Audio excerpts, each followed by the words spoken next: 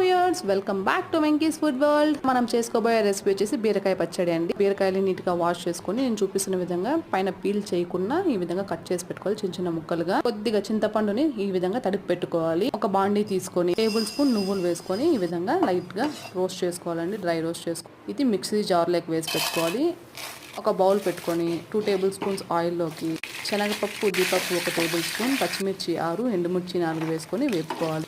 కొద్దిగా కరివేపాకు, 10 వెల్లుల్లి వేసుకొని వేపుకోవాలండి. ఈ విధంగా ఇది మనం ఒక జార్లోకి వేసుకోవాలి. టేబుల్ స్పూన్స్ ఆయిల్లో ఇంకా 1 టేబుల్ స్పూన్ ఆయిల్ ఉంది కాబట్టి ఇందులోకి మనము బీరకాయ వేసుకొని వేపుకోవాలి. కొద్దిగా పసుపు వేసుకొని వేపుకోవాలండి. ఒక 4 నిమిషాల పాటు ఈ విధంగా మూత పెట్టుకొని ఉడికించుకోవాలి. ఈ విధంగా చూడండి ఎంతో చక్కగా ఉడికిపోయింది. మనము జార్లోకి వేసుకోవాలి.